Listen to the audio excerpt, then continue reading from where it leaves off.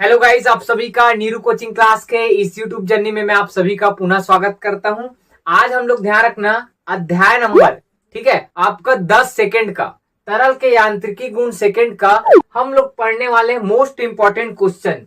कितना भाई? Most IMP आपके पेपर में ये ट्रेंड करने वाला है 5 नंबरों में। और मैं केवल उन्हीं टॉपिक को आपको समझा रहा हूं क्योंकि क्या है भाई, आपका कोर्स, ठीक है, आपका हर स्कूलों में यहीं तक आया है। और याद रखना आपका पेपर भी बहुत पास है, ठीक है, लगभग फरवरी में होने वाला है पेपर आप लोग का 11th का।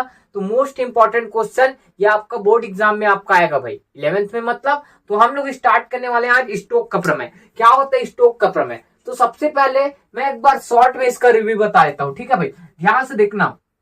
ये मान के चलो क्या है कोई, ये क्या है कोई जल, क्या है भाई जल, या इसी को बोलना द्रव। ये आप सबको दिख रहा है भाई, ये क्या है द्रव। अब इस द्रव में ध्यान रखना एक क्या है, एक छोटी गोलाकार क्या है कोई वस्तु है, ठीक है, एक छोटी क्या है गोलाकार वस्तु क्या है, ठीक। अब ये ध्यान रखना है नियत वेग से इस दिशा में क्या कर रहा है, गति कर रहा है। नियत वेग से इस दिशा में क्या कर रहा है भाई, गति कर रहा है। तो याद रखना ध्यान रखना इस द्रव में कोई वस्तु गति कर रहा है, उसके जस्ट अपोजिट में एक बल कार्य करता है। उस बल को बोला जाता है श्यान बल। क्या बोलते हैं भाई? श्यान बल। और श्यान बल क्या होता है कोई पूछ दे तो आप क्या बताओगे? द्रव के विभिन्न परतों के बीच लगने वाले बल को बोला जाता है श्यान बल। जैसे आप ध्यान रखना घर्षण बल पढ़े होगे भाई। घर्षण बल क्या होता है? जब कोई वस्तु ऐसे, जैसे एग्जाम्पल ध्यान रखना, जैसे मैं ऐसे क्या कर रहा हूं, दौड़ रहा हूं, ठीक है, क्या कर रहा हूं भाई, दौड़ रहा हूं, तो पीछे की ओर मैं क्या लगा रहा हूं, एक बल लगा रहा हूं। और वो बल क्या करता है पता है? आप जो गति कर रहे हो उसका क्या करता है, विरोध करता है। क्या करता है? विरोध। आप पढ़ना भाई, ठीक है, पढ़ लिए होगे घर्षण बल किसे कहते हैं, जो किसी वस्तु के गति का क्या करता है भाई, विरोध करता है, उसे क्या बोलते हैं भाई, घर्षण बल। उसी प्रकार द्रव में ध्यान रखना एक बल होता है, उसको बोलते हैं क्या, श्यान बल। और ये भी क्या करता है पता है, द्रव की गति का क्या करता है, विरोध करता है। और इसी श्यान बल का ध्यान रखना वैज्ञानिक कौन भाई, आपका जॉर्ज, ठीक है, आपका स्टोक ने दिया था। क्या नाम है? जॉर्ज जी। ध्यान रखना जॉर्ज जी स्टोक ने, ध्यान रखना कोई आपको वस्तु ऐसे गति करे, उसके जस्ट अपोजिट में क्या लग रहा है, श्यान बल। और इस श्यान बल का मान ज्ञात करने के लिए आपका वैज्ञानिक कौन भाई, स्टोक ने एक नियम का प्रतिपादन किया, जिसे क्या बोलते हैं, स्टोक का नियम कहते हैं। क्या बोलते हैं भाई? स्टोक का नियम कहते हैं। अब आइए जल्दी से देखते हैं स्टोक का नियम क्या होता है, ठीक है, डायरेक्ट देखते हैं भाई। और इसी में श्यानता किसको बोलते हैं और समझा देता हूं। ये आपका द्रव है, इस बीच में पूरा क्या है, द्रव। और ये आपका, ठीक है, ये द्रव के दो सतह हैं, दोनों एक दूसरे क्या है भाई आपके समांतर। ये द्रव अंदर में है और इनके बीच सतह और नीचे वाला सतह। तो द्रव के दो सतह एक दूसरे के क्या होते हैं भाई, समांतर होते हैं। क्या होते हैं भाई, समांतर। और याद रखना ये समांतर होता है तो इनके बीच जो लगने वाले क्या है भाई, श्यान बल होता है। क्या होता है? श्यान बल। उसको बोलते हैं आपका ईटा। ईटा मतलब क्या, श्यानता गुणांक। दो आपका क्या है, सतह है, दोनों एक दूसरे क्या है भाई, समांतर है। और उनके बीच जो लगने वाले क्या है, श्यान बल है, उसको बोला जाता है क्या, श्यानता गुणांक। क्या बोलते हैं भाई, श्यानता गुणांक। याद रखना आगे काम आएगा ये, ठीक है, ये सब पढ़ लिए होगे जहां तक उम्मीद है। आगे बढ़ते हैं, ठीक है, उससे पहले मैं थोड़ा सा पानी पी लेता हूं, ठीक है भाई।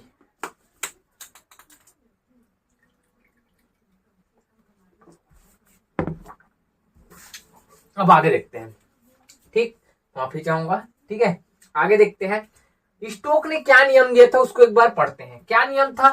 जब आर त्रिज्या वाली कोई गोलाकार छोटी वस्तु, जैसे बोलना है तो मैं आपको चित्र यहीं पास थोड़ा समझा देता हूं, यहीं पास थोड़ा सा आपको समझा देता हूं, ठीक है। ध्यान रखना इसमें आर त्रिज्या के क्या है, एक छोटी गोलाकार क्या है, वस्तु है, ठीक है। आर त्रिज्या, इसका त्रिज्या कितना है भाई, आर, ठीक है। और द्रव में नियत वेग v से क्या कर रहा है, गति कर रहा है। इस द्रव में नियत वेग क्या कर रहा है, v से क्या कर रहा है, गति कर रहा है। क्या कर रहा है भाई, गति कर रहा है। तो गति के विपरीत दिशा में श्यान बल F कार्य करता है। गति इधर कर रहा है तो विपरीत दिशा इधर होगा। तो गति के विपरीत दिशा में श्यान बल F कार्य करता है, जिसका परिमाण निम्न समीकरण द्वारा दिया जा रहा है, F बराबर 6 पाई ईटा RV। क्या होता है? F बराबर 6 पाई ईटा RV। जहां सॉरी, ठीक है, तबियत ठीक नहीं है। ईटा कहलाता है आपका श्यानता गुणांक, आर कहलाता है त्रिज्या, वी कहलाता है वेग, और एफ कहलाता है श्यान बल। याद रहेगा भाई, बस। तो इसको हम लोग को पेपर में आता है, स्टोक का नियम लिखिए और सिद्ध कीजिए। स्टोक का नियम लिखिए और क्या कीजिए भाई, सिद्ध कीजिए। तो हम लोग सिद्ध करते, स्पीड से सिद्ध करते, ध्यान से देखना, ठीक है भाई। तो मैं आपको पहले से लिख दिया हूं, विमी विधि से सिद्ध करेंगे। और आप पहला चैप्टर मापन एवं मात्रक पढ़ोगे, वहां विमी विधि अच्छे से मैं पढ़ाया हूं, आप जाकर वीडियो देख लेना। विमी विधि क्या होता है आप पढ़ चुके हो भाई। उसी के सहारे हम लोग किसका भाई, F बराबर 6 पाई ईटा आरवी को सिद्ध करने वाले हैं। तो कैसे सिद्ध करते हैं, ध्यान से देखना। क्या क्या लिखा हूं भाई, एक बार देखो भाई। श्यान बल जो F होता है, F दिख रहा है, वो किस किस पर निर्भर कर रहा है, 6 पाई एक कांस्टेंट राशि है, तो इस पर तो निर्भर नहीं करेगा। ईटा क्या है, श्यानता गुणांक, आर क्या है, त्रिज्या, वी क्या है, वेग, तीनों पर क्या करता है, निर्भर करता है। तो सिद्ध करने के लिए हम लोग ऐसे लिख सकते हैं इसको, F अनुक्रमानुपाती होता है क्या, ईटा, ठीक है, की घात में क्या A, और R की घात में क्या आएगा B, और क्या आएगा भाई V की घात में C। आप विमी सूत्र पढ़े होगे तो कंडीशन मानते हैं, जो भी मान निकालना रहता है वो किन किन कारकों पर निर्भर करता है, उसको अनुक्रमणपाती के फॉर्म में लिखते हैं और उसके घात में ए बी सी लगाते हैं। और ए बी सी क्या कहलाता है भाई, आपका विमा कहलाता है, याद रहेगा। अब देखो अनुक्रमणपाती चिन्ह हटाओगे तो F बराबर कितना आएगा K, और ईटा की घात कितना A, R की घात B और V की घात C। इसको समीकरण दे देना 1। क्या दे देना भाई, समीकरण 1। अब आगे हल करते हैं। अब देखो इन तीनों का मान रखना है, ईटा आर वी, के क्या कांस्टेंट, तो इसका तो विमी सूत्र नहीं होता। तो एफ का भी जानते हो, तो हम जानते हैं, डायरेक्ट लिख देना भाई। हम जानते हैं कि क्या है भाई, हम जानते हैं विमी सूत्र लिखना है डायरेक्ट। क्या क्या आएगा, एफ का विमी सूत्र बल होता है, बल का क्या होता है भाई, आप पढ़े होगे, एम एल टी की घात -2, एम एल टी की घात कितना होता है, -2। उसके बाद ईटा, ईटा का आपको याद होना चाहिए श्यानता गुणांक, क्या होना चाहिए भाई, ईटा का श्यानता गुणांक का आपको याद नहीं होगा तो मेरे को याद है, मैं लिख रहा हूँ डायरेक्ट, एम एल की घात -1 टी की घात -1, याद रहेगा। उसके बाद आर, आर क्या है, त्रिज्या, त्रिज्या के लिए कितना आएगा एल, कितना आएगा भाई एल। उसके बाद वी क्या है, वेग, वेग का क्या आएगा भाई, एल टी की घात कितना, -1 की -2, -1 होता है। इन चारों मान को समीकरण 1 में रख दो।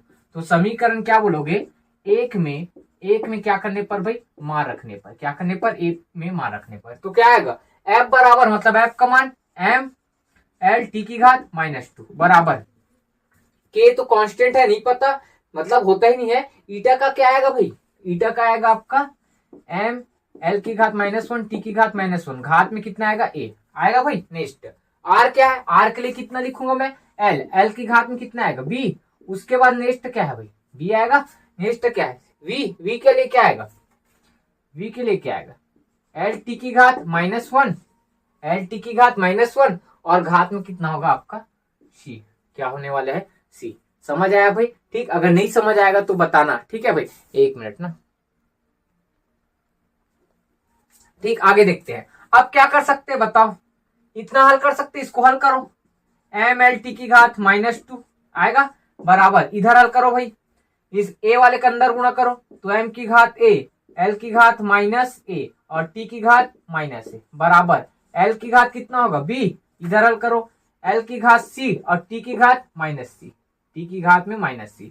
अब क्या करते हैं, एम डबल टिबल है तो इसको एक बार, तो इसको जेव करते हो पहले ऐसे लिखोगे, एम इधर और है क्या, नहीं है, तो क्या आएगा, एम की घात कितना होगा ए, एल की घात वाला है क्या, एल एक ही बार लिखना है, 3 बार है तो एल को एक बार, और घात को क्या कर देते, जोड़ देते, तो माइनस ए पहले आएगा, फिर प्लस बी, और फिर कितना आएगा +c, दिख रहा है नहीं भाई। उसके बाद टी की घात -a आएगा, और क्या आएगा -c। ये आप पढ़ लिए भाई मेरे क्या, जहां तक उम्मीद हो, जब आधार क्या हो बराबर तो घाते आपस में क्या हो जाते हैं, जुड़ जाते हैं, तो -a और -c लिख सकते हैं। उसके बाद इसको समीकरण कितना दे देना, 2, क्या दे देना भाई, समीकरण 2। अब आपको लिखना है समीकरण 2 के दोनों पक्षों में, किसमें भाई, दोनों पक्षों में, ठीक, एम एल और टी के घातांकों की तुलना करने पर, हिंदी आप पूरा लिख लेना, क्या करने पर भाई, तुलना करने पर। तो मैं इसको पूरा मिटा रहा हूं, क्या करने पर बोला हूं मैं, तुलना करने पर। तो ध्यान से देखना, ठीक है भाई। समीकरण 1 का काम है, तो इस कारण से मैं इसको रख रहा हूं थोड़ा सा। एफ बराबर कितना था यहाँ पास, एफ बराबर कितना था, के है ना, समीकरण 1, ठीक है। अब यहाँ पास क्या बोला हूं मैं, समीकरण क्या कितना दिया, 2, तो तुलना करो भाई, एम की घात इधर कितना है ए, और इधर कितना है, कुछ नहीं है तो 1, मतलब ए का मान कितना आएगा, 1 आएगा, डेफिनेटली आएगा, ठीक। उसी प्रकार एल वाले का करो, एल की घात इधर ये है तो एल की घात कुछ नहीं है तो कितना है 1, तो क्या आएगा माइनस ए प्लस कितना है भाई बी और प्लस कितना सी बराबर कितना आएगा 1। उसी प्रकार टी की घात -2 है, इधर टी की घात क्या है तो माइनस ए माइनस सी बराबर कितना लिख सकते हो -2 लिख सकते हैं -2। ठीक, -2 आएगा ना। हाँ बस अब देखो इसको समीकरण दे देना कितना 3, इसको समीकरण 4, इसको समीकरण 5।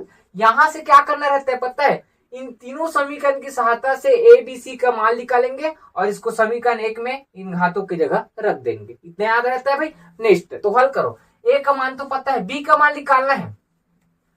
ठीक है, बी का मान और सी का मान, तो मैं सी का मान यहां से निकाल सकता हूं, तो आप लिख देना समीकरण किसमें 5 से, समीकरण 5 से। ए का मान कितना है 1, तो -1 और माइनस सी बराबर -2। अब यहाँ पास क्या करो -1 को उधर भेजो, तो माइनस सी बराबर -2 और +1, तो माइनस सी बराबर कितना -1, मतलब ये कैंसिल, तो सी का मान कितना है 1। कितना आ रहा है भाई 1।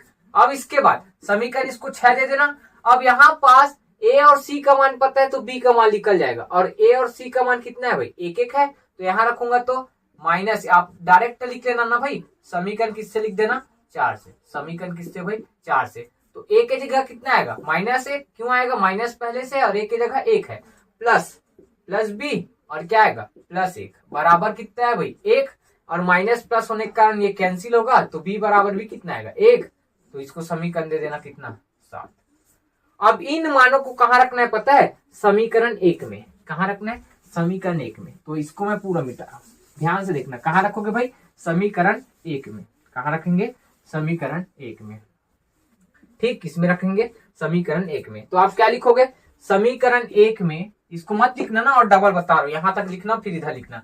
समीकरण 1 में पुनः क्या करने पर भाई पुनः नहीं दिखाई दे रहा है क्या, थोड़ा सा ऊपर हो रहा है, मैं यहां लिख रहा हूं समीकरण 1 में पुनः ए बी सी के मान रखने पर लिख सकते हैं। तो एफ बराबर क्या आएगा, एफ बराबर के आएगा ईटा, एक आएगा आर की घात 1 बी की घात 1, क्योंकि ए बी सी का मान पूरा 1 है।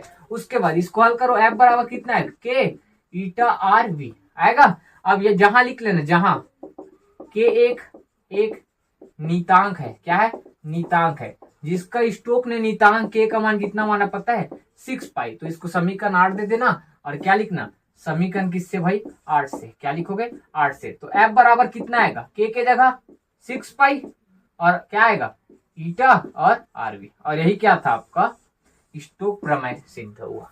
क्या हुआ भाई स्टोक प्रमेय सिद्ध हुआ। बहुत सरल है, उम्मीद करता हूं आपको वीडियो अच्छा लगेगा, और अगर समझ आया होगा तो लाइक कमेंट और शेयर करना, ठीक है भाई। और आप लोग का कमेंट का बहुत मुझे आपका बहुत क्या बोल सकते हो इस तरह से बेसब्री से इंतजार है। प्लीज वीडियो में कमेंट कर जरूर बताएं कि वीडियो कैसा लग रहा है, ठीक है। और मिलते हैं नेक्स्ट वीडियो में। जय हिंद, जय भारत, जय छत्तीसगढ़।